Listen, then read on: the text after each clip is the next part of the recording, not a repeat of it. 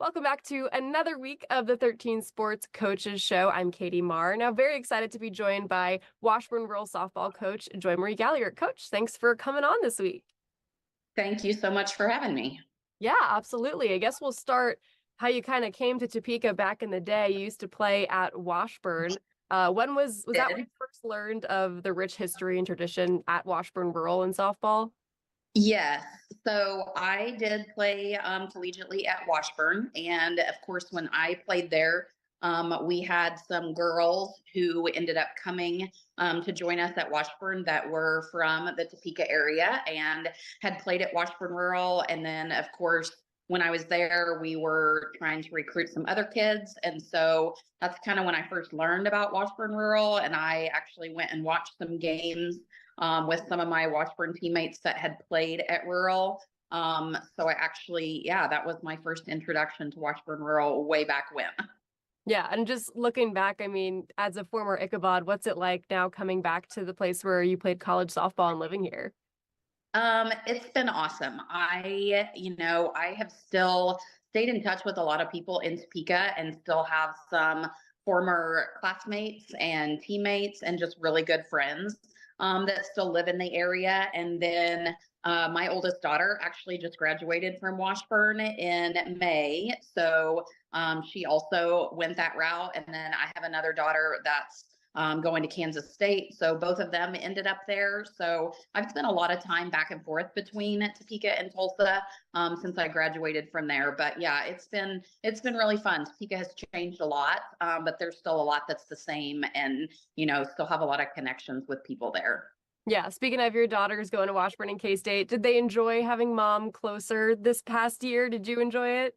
Yeah, when I was kind of going through the whole process of, do I apply? Don't I apply? Do I accept it? Don't I accept it? And I kind of just asked them, and they were both, all for it. I kind of asked my oldest one, I'm like, I don't know, does a college senior want their mom move into town? But no, they were all for it. And it was a lot of fun this year for them, to be close and for me to be close to them. And I got to do some things that I wouldn't have gotten to do normally with them. And then they got to come watch us play and be a part of some things too. So, I mean, they played softball their whole lives until they took off for college too. So, they still like to be connected to it as well. So yeah, it was really cool. Yeah, and it was a big coaching career change for you coming to Topeka because you'd been coaching in Oklahoma before you came Yep. here. What was it about Topeka and Washburn Rural that drew you to come to the Sunflower State and leave Oklahoma? I needed a change. I needed to do something differently. I had kind of explored some opportunities down here, and there wasn't really anything that just jumped out and grabbed me. And then I actually had a couple friends that I referred to earlier that still live in Topeka. And when the job opened up, they sent me the link to the job, and it kind of started out, they didn't really think I would even entertain it. And I wasn't sure. And so I just thought, what the heck? We'll just see what happens. And so that's kind of how it all started. And then, like I said, I mean, things just moved pretty quickly and worked out really well. And then, I had a decision to make, and I decided that it was time. So, and like I said, it got me back to, spending more time and getting to see some friends that I didn't get to see very often. And just the, challenge of starting over somewhat where and trying to do something, similar to what I've done down here or down in Oklahoma, just in a different place. Yeah. So yeah, that's what all kind of transpired. And I mean, what a first year it was for you. Third place finish in the state tournament, 6A. That's not a very common thing for a first year head coach to be able to say at a program. What do you chalk that accomplishment up to?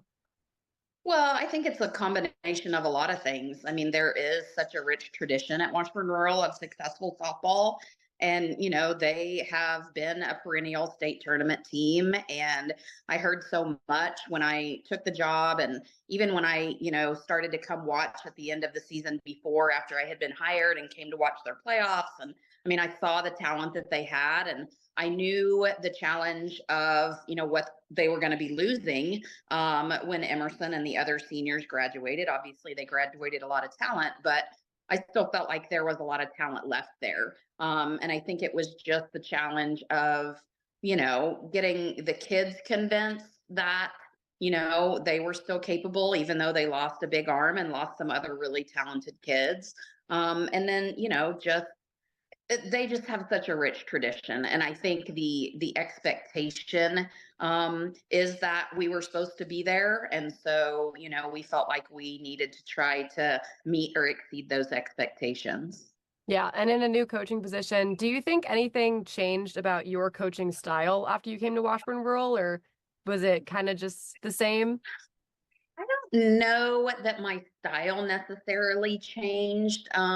But I had been I'd been at my previous school for 14 years. So, and then before that, I had been somewhere else for 8 years. So I had a couple of, long stints at places. And so just coming to a new place and basically starting over and having no one in my program who had worked with me before or under me before. I didn't have anybody on my staff that was familiar with me in any way, shape, or form, and the same with the kids. So I think I just had to be super, super patient when everything got started and realize that it was new for everybody. And I mean, including myself. And I had to learn to, give some grace to a lot of people, including myself, and realize that all of the change and all of the transition and the new way of doing things, it wasn't going to happen overnight. And it definitely didn't happen overnight. We struggled some, and but by the end, we were where, I felt like we could have been and should have been. And, it just takes a little bit of time. So. Yeah, absolutely. And for our viewers that don't know, this was the first season that Acacia had added a few new games to the schedule. So they opened up the ability for high school teams to have more games. I Right. know a big reason for that was because neighboring states like Oklahoma and others had Yeah. bigger schedules, and it kind of gave those recruits a leg up in college recruiting. Do you like having more games like that? Would you want even more games? I loved having more games. That change didn't happen soon enough for us to be able to fill an entire schedule. So we actually didn't play the maximum number of 26 games like we could have before we went to the postseason. I'm hopeful that this, next year we'll be able to play that maximum number of games. I think when it all played out, I think we got to 28 total games last year, which, I mean, in theory, I think the way it played out, we could have been at 31 if we had played, the maximum number of 26. But I mean, I know my AD has, been working hard and is trying to get us that, maximum number of games. I just think it's super beneficial for the kids. The more game reps and the more opportunities. And, we have the way it's set up in Kansas, you get a lot of practice time. And so, sometimes we would go maybe and we would only play 1 day a week, and then you're looking at practicing every other day. So it is nice, if we can get a couple days a week of games and then have the other time to practice. So yes, I'm definitely all for the increased game limits. Yeah. And I mean, you mentioned Emerson Cope. I'm sure even though you've only been here for a year, you know names like Olivia Bruno, Casey Hamilton, Campbell Yeah. Bagshaw. Just what is those success stories of former rural players succeeding in college do for your current girls in high school? Well, I think it definitely gives them the ability to see what hard work can do, and what, coming from a tradition rich program can do. I mean, I feel like our program in this past year, this spring, when those girls were having so much success, I feel like our program got more notoriety as a result of that. Every time there was something posted, in the news or on social media, it's always rural alum, rural softball alum. And so it kind of puts even a bigger highlight on our program, which I think is great for our kids. And it just gives them, people to look up to. And we actually took a day off of practice, and we went over and I took them to a KU game, and we were able to watch those kids. And, for my younger kids to be able to see what it looks like at the next level, and see just local Topeka hometown kids getting to play on some big stages against some pretty big name competition. It's pretty special. And even if those kids, and I had one senior this year that's going on to play at the next level, and she's not going to play at the Division I level, but anybody that gets to go play at the next level, I mean, it's a big deal. And you are in an elite class of student athletes that gets to say they play at the next level. So it's just special. And it's something that you feel like the younger kids want to continue that legacy and that tradition of being able to send kids from our program to play collegiately. Absolutely. And I mean, as we've seen women's basketball grow a lot in popularity this year, a lot of people think that women's softball could be the next sport that explodes like that, professionally, especially. I'm wondering what your takes are on the pro softball scene in America. Because I know a lot of people think it could expand a lot more. There's room for it to grow. What are your thoughts on it?